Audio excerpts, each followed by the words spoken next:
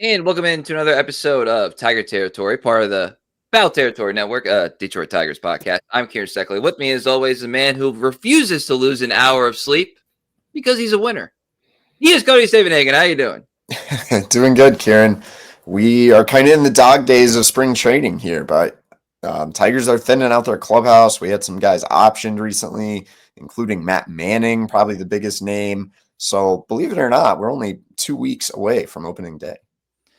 It's coming fast, and that's why every kind of good moment gets amplified a little bit because you want to start using the M word. You want to start saying, is there a little, momentum here? Is Torque gonna, is figuring out the right time? Is Javi back? Like all these things that we'll talk about here in a second. But first, let's start with some of the topical injury updates, lack of updates in some cases, updating lack of update. The Tigers do a good job of at least keeping everybody informed as best they can, and we have moderated baseball activities for Parker Meadows, whatever that means. We have Wetzel Perez is probably the biggest deal right there. He has lower back tightness, so I don't mean to gloat, and especially in this circumstance, but I think we should gloat a little bit, Cody. Riley Green in center is looking like one of the few options right now at this point. Something injury could subside there a little bit, but at the same time, it's Detroit Lions defensive line right now, Tigers center fielders in terms of injuries. Now, right now, nobody's out for the year, so it's a little bit different, but they keep adding up in a way that is at least a little uncomfortable. Yeah, we'll see. Supposedly Winslow Perez is going to be okay and will be back in action. But one of those things, let's take it with a grain of salt. Let's actually see him back in action before we totally dismiss that as okay. We're starting to hear, Jahmai Jones might get some looks, not just in right, but in center as well. How can he handle that spot? So I don't know. If we assume Winslow is going to be okay, I'm not sure that's going to push the Tigers' hand toward putting Riley Green in center. Now, Parker Meadows, again, we're less than 2 weeks from opening day. He's not hitting, he's not throwing, he's doing light modified baseball activities. Seems like we got to be nearing the point where they're going to have to come out and say, all right, he won't be ready for opening day, but we hope he will be shortly after. We keep hearing this phrase like the nerve waking up, which is a new one. AJ said it's still groggy. It's like when you haven't had your coffee in the morning. I was like, I don't really know what to make of that. What it comes down to is I don't think Parker Meadows is going to be ready for opening day, but our guy Jahmai Jones continues to swing it really well. He's been pretty impressive on a great path to making this roster. It's got to the point with Jahmai that I just don't. It's hard for me to envision just not carrying him. Like they're like you look at the list of reasons why not. The list why not reasons are getting lower and lower and lower. And again, I'm a big believer in guys like earning opportunities. And if there was if I was him and I didn't go west, I'd be like, I don't know what circumstances around me and what more I can do to try to make a team here. And to his credit, it does seem like he's taking advantage of the opportunity, and to the credit of the front office for bringing him in on such a occasion that would deem his work necessary there. So you would like this to be a little cleaner because we're going to talk about Parker Meadows a little later, and it's not going to be depressing, but it's going to be like when you see that you can write him off for opening day right now. And of course, Matt Beerling continues to rehab and, progress and, all those words. So I don't want him to be left out there. But the guys on the roster, the guys that are playing, there was a little bit of a showcase this weekend, Cody. Talk about things that, kind of glow up a little bit. I think this is a good way to kind of to go into it. There are 3 things that happened of note. There are more, but I boil it down to 3. Javier Baez launches one into the stands today. 3-run home run. On Friday, ESPN, mind you. Wait, no, it wasn't ESPN. I'm sorry, that wasn't the ESPN broadcast. But so forget that. But on a TV broadcast with Dan Dickerson, so that's really special. AJ Hinch is getting interviewed, and Torque hits a bomb, and then he hits another one a little bit later. And then today, Kerry Carpenter has what's technically classified as a single, close play at second, trying to stretch into a double off a left-handed pitcher, a left-handed starter, a guy who's been around a little bit, Andrew Heaney. So we have bombs by Torque and Baez, and then a near extra base hit by Kerry Carpenter off a lefty. What is the most important thing for us to overreact to? It's tough. So I'll break it down one by one. The Javi homer is off an 89-mile-an-hour sinker, so I don't really put much stake into that. You're not going to see that caliber pitch in a major league game very often. Good to see him swing it, and not only did he hit it out, he crushed it 440 feet. So better than like not doing it, but just based on the pitch, it just doesn't mean a lot to me. Torque, we've been doing this for a year. Anytime he homers, okay, what pitch was it? Well, one was on a 93 fastball, middle, a little bit outer third of the plate. Not bad. 93 tends to be around that threshold where Torque starts struggling. So that was all right. And the other one was a horrible splitter that hung up. He did what good hitters do, and what we've sometimes seen him struggle to do is not kill mistakes. He crushed it. So 2 good swings from Torque. The pitches, I don't make a ton of it, but the worst case scenario would have been if Spencer Torkelson showed up this spring and showed no pop and showed nothing. Instead, he's reminding you like there's power in that bat, and that's good. We're continuing to hear more about his altered setup, and he's more athletic in the box. I'm kind of the belief you could run Spencer Torkelson out there for 150 games next year, and he's probably going to hit you 20 to 25 homers. But what kind of average is he going to hit for? How much is he going to get on base? What kind of defense is he going to play at first? There's still more we got to see from this guy before you can really get excited. So in a way, I think Kerry Carpenter might be the most important thing because it's probably the most applicable to the actual major league season. We want to see Kerry face lefties. Well, he's facing Andrew Heaney, a big league lefty. And not only does he get a hit, he punches a near double the other way on like a fastball on the black. So kind of a tough pitch for a guy to hit left on left. That's really the more tangible thing we and the public and the Tigers want to see Kerry Carpenter do. And he did it against an actual major league pitcher. Kind of encouraging. He's been getting more left on left looks. Some of them haven't gone great. This was kind of a step toward just like, okay. And he handled kind of a tough pitch. So in a way, I think maybe that was the most important thing we saw.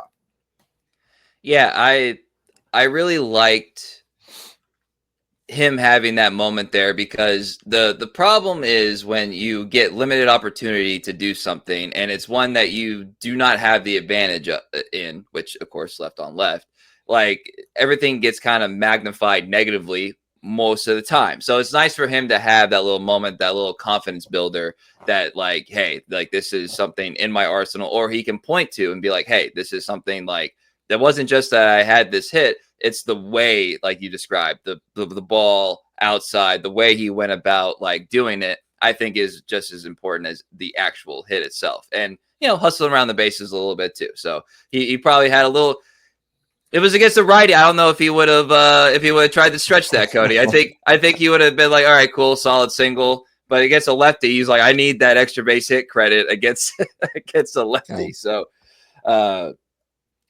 good for him. And, I'll add a fourth thing. We finally saw Max Clark, Kevin McGonigal, and Jose Persino wearing the modified version of the old English D with major league players. So that was really cool. That was a cool moment too. Max Clark with a sac fly in his first at bat. There is no way he was going to let any pitch remotely hittable go by him. He would, I mean, that's a few things I know about Max Clark. I know Max Clark is going to try to take advantage of the moment, and that was an example of that there too. Yeah, it kind of means nothing, but in a way, guy gets in his first spring training game. I'm sure there's some nerves. You want to show out, and he didn't swing for the fences and try to crush a ball and strike out. He played the game and hit a sac fly. I thought it was cool. He got like a ton of high fives in the dugout. They were just like, hell yeah. So I don't know. It doesn't really mean anything, but in a way told me, all right, here's this guy in a big moment, and he's able to stay focused on executing his plan at the plate. You know, I think we've seen guys get in that setting before and try to do too much. I think the actual most interesting thing we've seen over the past couple of days is Casey Mize. Casey Mize suddenly looking like the Casey Mize we had been waiting to see. The splitter, 6 whiffs on 6 swings. Literally, I think the best his splitter has ever looked in his professional career. And again, you know, even before that outing, 2 outings ago, I had got a text from a scout saying, I just walked out of the park and thinking Casey Mize is more starter-ish than I've ever seen him. And it's like, it makes a lot of things complicated when he continues to look this good. Because it's like, dang, you want to take this guy on the team. But Kenta Maeda hasn't been a slouch either. So can you get them both on the same team? And can you get Jackson Jobe, who continues to impress, on the same roster? You know, that would mean probably Maeda or one of these guys pitching out of the bullpen, which would mean, I don't know, Brent Herter has not looked good. He might be pitching his way off the team. Is Chafin going to be ready? What about Brendan Hanafy? Like, it gets really complicated, which in a way is what Casey Mize was here to do, was to make decisions very hard. And so far he has done that. It's been super encouraging how he threw the stuff plus grade on his splitter. Was off the charts. The slider got a little better too, but we saw him miss bats, which is what I most wanted to see. Got a couple more outings left this spring, but hard not to love what we've seen from Casey Mize. Yeah, you know, I think I saw a YouTube comment, by the way, follow us on YouTube, that said that we were kind of like Mize apologists, or like hyping a guy up that you know, isn't very good. I don't remember the exact terminology. You call us that, and you know, that's fine. Certainly entitled to your opinion. I'm not even trying to argue, but I am here to say, like, if we are, like, that's why. Like yes. I don't mind being called a Casey Mize apologist because it's there somewhere, you know. And man, we've seen it recently. There are certain, you know, players or even like individual player attributes that you kind of like are okay going down with the ship. And I feel like we've always viewed Casey Mize in the right light. It never tried to say that he was going to be a future ace or like a Cy Young winner, but it's like he could be this guy. You can do one hell of a lot worse when him has like a 3 or a 2. Like you could do a lot worse than that. And there's still like, you know, he's not over the hill, obviously, like age wise, he is getting up there, but he's not over the hill. Like it's still there. It's there. So I just wanted to say like explain ourselves a little bit. It's like we concentrate on this because we see it and because like it does exist. It's just whether it's consistent enough, and in the case of him this year, whether he gets the opportunity. Well, 2 guys that are kind of linked right there, mentioned him earlier, Matt Manning. Just not, I was thinking back to last season, how like hyped, maybe hype's too strong a word, but just like how like, okay, like there is something here. At one point I was like, there's no way he's not making this team. And then he did make the team and was, I know he got hurt, but like, you know, never really heard from the second half of the season. So, you know, the graphic here says, will we see him this season?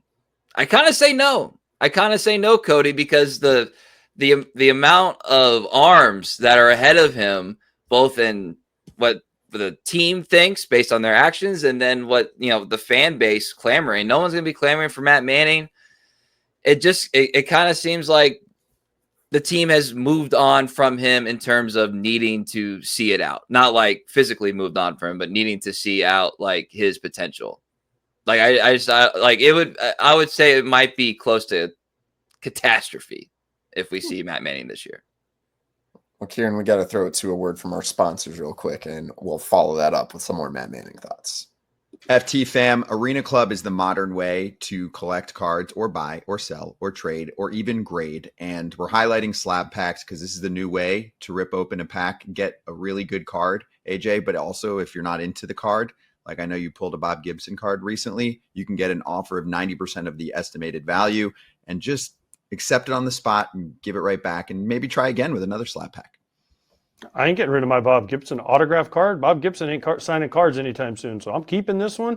It gets graded for you. There's no mess. The only thing I wish they had bubble gum. Can they virtually send me some bubble gum, Scott? Other than that, it's awesome. You can buy, sell cards.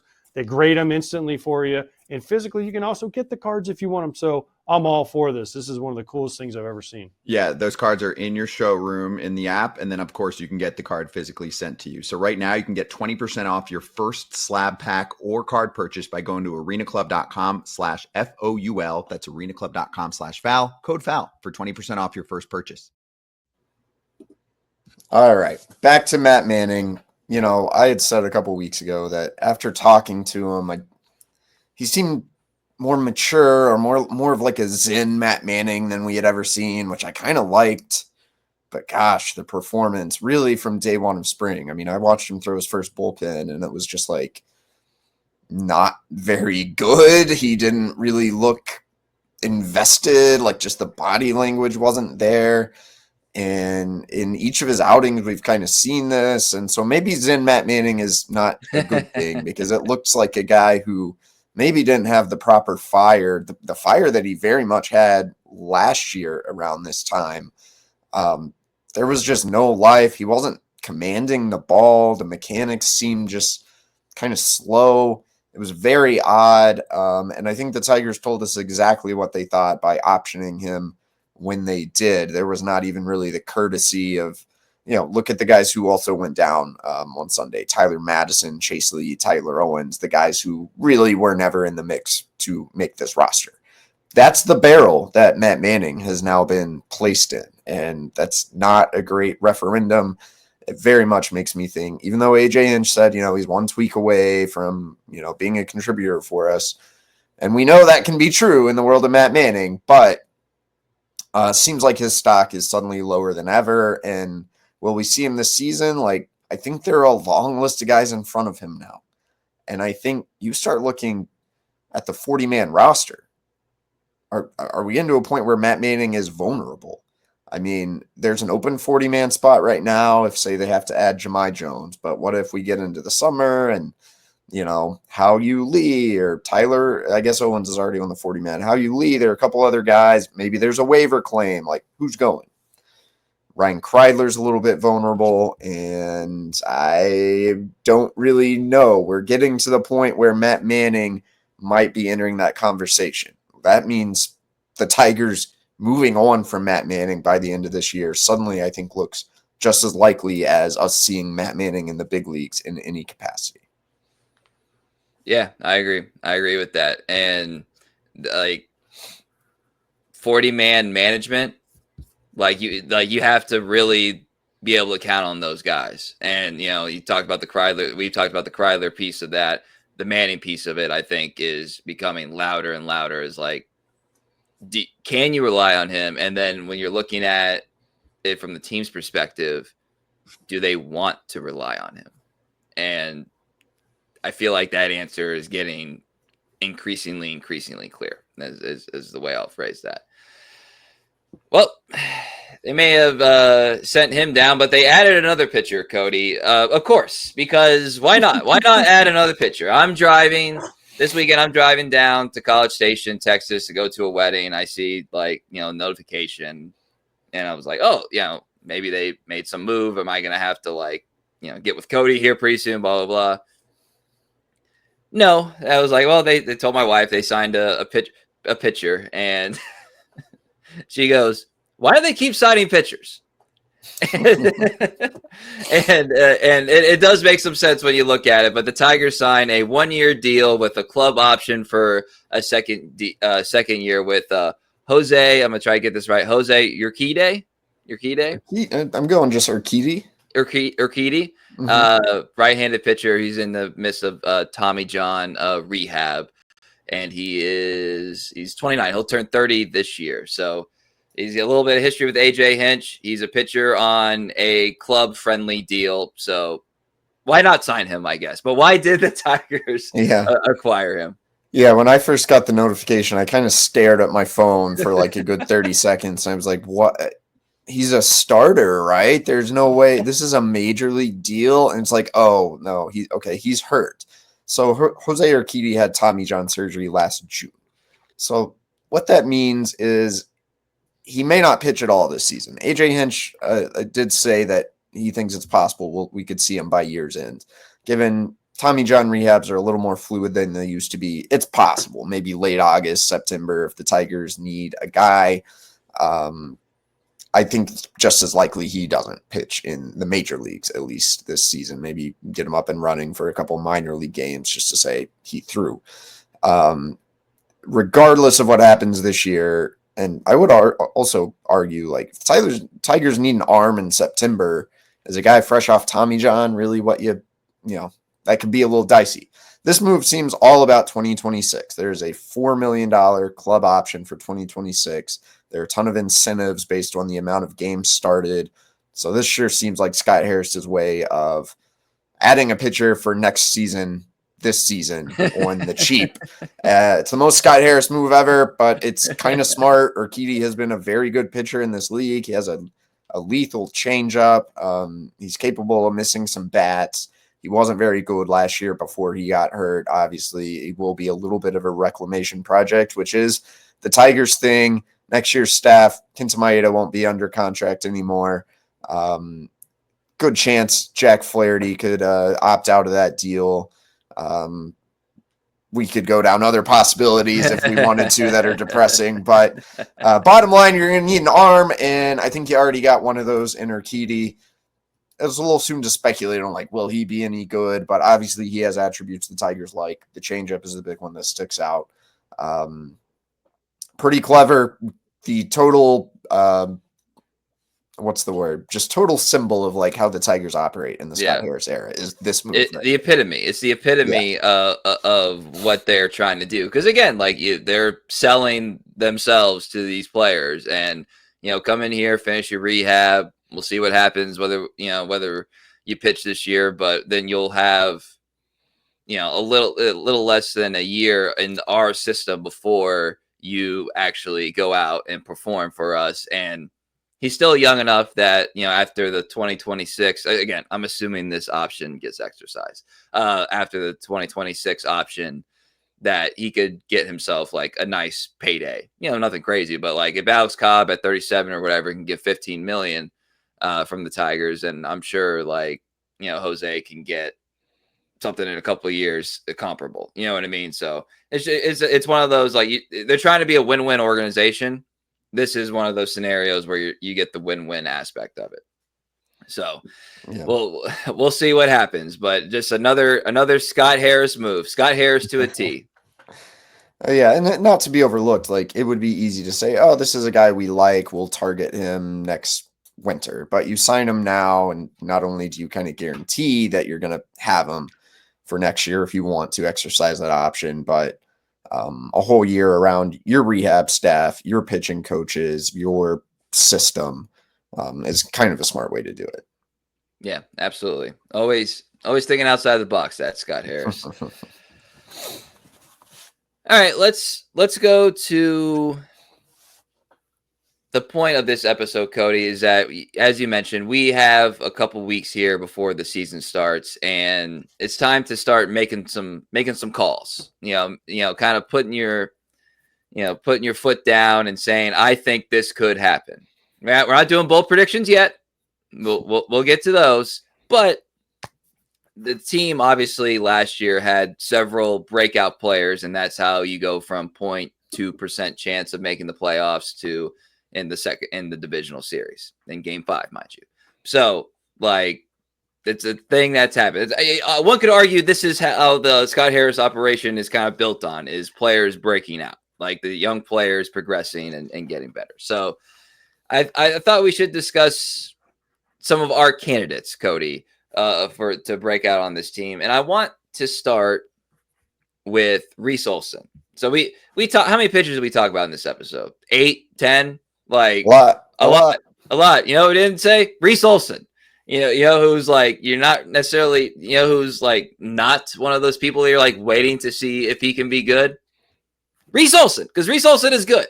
I just wanted to remind everybody that in the postseason last year, he pitched 9 innings, gave up 8 hits, just 2 earned runs, had 8 strikeouts.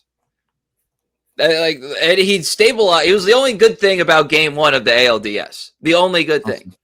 So I think we're forgetting, we're doing a bad job, and certainly the national perspective is doing a bad job of recognizing just how good Reese Olson is. The way I would phrase it is, remember last year, there was a time we were like, could the Tigers get like 2 starting pitchers in the All-Star game? Like Flaherty was like that good. I think Reese easily gets to that level this year if he's healthy, which is a big thing, because I went and looked up, when's the last time he pitched 6 innings in a start? July 10th was July 10th was the last time he had a 6-inning start. So I say that to say that like he just hasn't been at the forefront all that often of people's minds. But this guy is really freaking good, and he's still young. I think Reese Olson is primed for a big time season. I would argue that should the Tigers like win the division, Reese Olson is a top 5 reason why. That's what I would say. I think that's a pretty smart take. I think it's easy to take Reese Olson for granted, but this is a guy who profiles as the number 3 and could be. There were times at last season where he looked like a legit big league number 2. I mean, from September of 2023 to June, July of last year, look at his ERA. I'm pretty sure it was sub 3. I mean, he was nasty. His stuff has ticked up even a bit this spring. I think he's totally underrated nationally. Most people don't know he exists, but he's a legit big league pitcher who still has room to get a little better. So I'm totally with you on that one. My number 1 breakout candidate, it's J-Hen. It's justyn-henry Malloy. This is a guy who's really having a great spring. Looks comfortable at first, like we've talked about. Has really just that hitter aptitude, continues to show up in the box. In a way, last year's postseason was a little bit of a breakout for him. Tiny sample, but he was incredibly dependable. Other teams do not want him facing their left-handed pitchers. There seems to be a really good path for him to make this roster. And I don't know, like there's more power in there than maybe we give him credit for. The homers were kind of coming in bunches for a couple weeks span there last year. J-Hen is a sneaky candidate to finish like 3rd or 4th on this team in home runs. And we know the plate discipline is there. If there's like a somewhat under the radar hitter who could be crucial to this team's chances of success, I think it's justyn-henry Malloy. Couldn't agree more. And just to rehash like that breakout postseason, which of course, yeah, it's a small sample size. You know what else it is? It's like a high volatility situation. I messed that up. That's okay.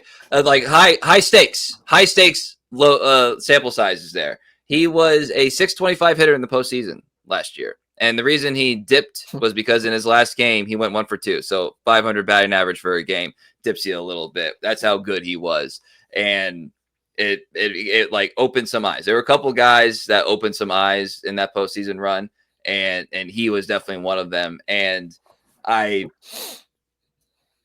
think about guys in the way of like I can't not have this guy. Like if I was on the coaching staff, like bang the table. Like I'm getting to bang the table status with justyn-henry Malloy in terms of being on this roster and getting as many opportunities as possible, whether that's left field, whether that's first base, whether that's, I'm sure he'll be in the rotation of DHs as well. Like I am getting him on the field and I am utilizing his bat because it's one of the things I feel the best about in terms of, I say bat/plate approach. Like one of the things I feel really good about going into the season. Yeah, no doubt. You start going down the list, a lot of guys broke out in the Tigers bullpen last year, so it can be a little bit redundant, but I got a question in my mailbag on The Athletic, who's going to lead the Tigers in saves? And right now, I'm not sure it's going to be Jason Foley again. Will Vest is someone we just don't talk about a lot. Bo Brisky, I love, can reach a higher ceiling. I think Will Vest might have the inside track to getting early 9th inning reps. I wonder if he's going to have a breakout year a little bit, just in terms of the level we appreciate him. Flame-throwing fastball, has the ability to miss bats, gets out righties, gets out lefties. I think Will Vest is going to become a bigger deal this season. Will Vest. Sometimes it's hard. Sometimes it's hard to remember. Just kind of like I want to say roller coaster, but like there were some times where he felt pretty good. Then it's like, what happened to Will Vest? That's the life of a relief pitcher. It happened to Foley last year. So I'm not overreacting, but I did find myself kind of going back to that a little bit, and this is a guy who made his debut in 2021. It doesn't feel like he's been in the bigs that long, but like he's got some seasons on him, and that's what you want out of a back end guy, I think. And a person who was highly crucial last year. You felt very confident giving him the ball late in the game last season in big games. Yeah. So I'll go with Parker Meadows. So like talk about how key Parker Meadows is. Like if he's healthy, dude, and at this point we got to say that with a huge capital I, but if he's healthy, in the last 47 games last year, Cody, the dude was hitting 296. He had a 500 slug. He 6 home runs, 5 triples, 10 doubles. He had a 1.79 wins probability added in the last 47 games. 47 games. He was killing it. And that's not even to mention the highlight defense and what he could be on the base pass from a stolen base perspective if he zeroed in on that. So like, damn this nerve that like won't wake up, because like you could argue he might be the team's most valuable in terms of like the real sense of the word. You could argue he's the most valuable player on the team. But so if he's healthy, he could break out in a huge way. If. Yeah, I don't know. I've said it before, like Parker set such a high bar for himself with what he did in the second half that it's almost like it's just going to be so hard for him to repeat that. I'm not sure it's realistic. I think the Parker Meadows we're going to get is somewhere in between first half Parker and second half Parker, and you want him to stay healthy and play elite defense. But the idea that Parker's a 4 or 5 WAR player, that's just a lot of expectations for a guy who has always been a little bit up and down with the bat. So I love Parker. He is incredibly valuable. For the podcast. This like, I don't know. I still have a hard time like latching on to that highest version of his ceiling. So when I'm thinking breakout candidates, I'm also looking at the farm. Who's that guy who's going to pop this year? There were a few of them last year. Brant Herter, Jaden Ham. I think Troy Melton is a name I've had circled, a name I know the Tigers really like. You just look at his surface numbers, not that great last year, but the stuff is pretty real. Fastball that has a ton of ride, that can hit the upper 90s, changeup that misses a ton of bats. I said surface numbers. He had a 5.10 ERA in Erie, but he's capable of getting a lot of strikeouts. He punched 119 guys in 100 2/3 innings. He has a very diverse arsenal. Slider. He's added a cutter. Seems like one of those guys who's a little bit of fine tuning away from really emerging in terms of the list of pitchers who could be knocking on the door at the big leagues. I think he's a pick to click for me. And Tyler Owens, a guy who's really impressed in big league camp and looks like a dude who can be pitching in Detroit this year out of the bullpen. Those are 2 guys that are hard to overlook. I want to submit 2 guys for honorable mention on this breakout, because I think they both kind of have their own flavor of the definition of being a breakout player. Number 1 is Colt Keith. Colt Keith had like a rookie year from hell for like the first 60 games. Like it was not great. It was not great, especially coming off the contract. Everybody like questioned his defense, but you could believe in the bat, but the bat wasn't batting. It could not have been much worse professionally for Colt Keith to start out. However, May 20th is basically when his batting average got above 200, like for good, basically. And since then, he was a 280 hitter with 13 home runs, sprinkled in 4 steals, by the way, and 4 triples, and really looked the part of a middle of the order bat. And if he was still a second baseman, I would be like going off signals for everybody to start talking about him as one of the best young position players in the game. It changes a little bit when you go to first base, because now your cases of Silver Slugger, your case of like All-Star team, like those kind of things like decrease, obviously. So I think he's still eligible for that, but he's just not going to have like the glaring numbers when it's 1B next to his name. So that would be one. And the second one is kind of cheating, but I still feel like I still feel strong about this. Like, there's still so much in the tank for Riley Green, in my opinion. And yes, he was an all-star last year. Yes, he is like getting the rounds of like, MLB Network, interviewing him underneath the really state-of-the-art indoor field that's covered, Cody. I don't know if you noticed. And yet he is not included on these lists we talked about before, like best hitters under 25 and MLB The Show ratings, which are obviously meaningless. But Kerry Carpenter was one. Who came up with that? Whose idea? What? Riley Green was a bona fide 4-win player last year. He's one of the best young players in baseball. No offense to Kerry Carpenter, but Riley Green should have a diamond in MLB The Show. Like, he is a better player, yes, and he's an elite 82. defender. Like, Kerry Carpenter was an 83. So that just got me thinking, like, I don't like, maybe he's got a breakout over the breakout, like the breakout squared, basically. I don't know. But like, I just feel like he's still not getting talked about enough. And I think he's going to have a monster year, and he's going to elevate himself into the conversation where it's like every single list of the best young position players has Riley Green on it. Yeah. I mean, I'm with you. I think it's not a breakout to Tigers fans, but he is a great league-wide candidate to break out on the national stage. With Cole Keith, there's going to be a lot of focus on his power this year. I'm not that worried about it, because what do we hear all the time? Like, power comes last. You want guys who know how to hit first. Cole Keith can hit. He has the hit tool. It is there, and he's already displayed it at the big league level.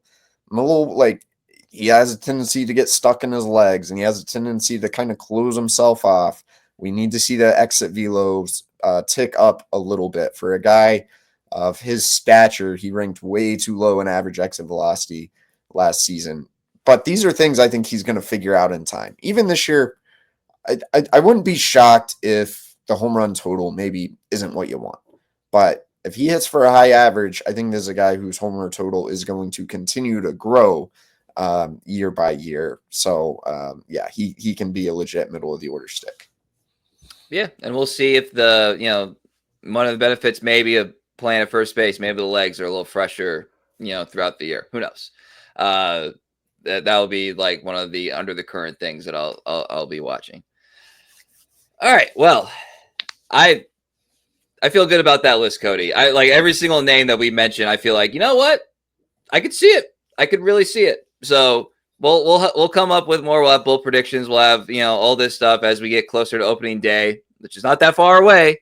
And as the Tigers wind down camp and get ready to face the Dodgers. We didn't even talk about Joe today. We didn't even talk about Scooble today. Like, this was a loaded podcast. It's a lot of fun. Be sure to follow us on X, formerly known as Twitter. I'm at Kieran_Steckley. He's at Cody Stavenhagen. Pod page is at Tiger Territory _. Apple, Spotify, YouTube, Instagram. You guys know the deal. Follow and subscribe if you aren't already. So for Cody Stavenhagen, I am Kieran Steckley. Everybody have a great day.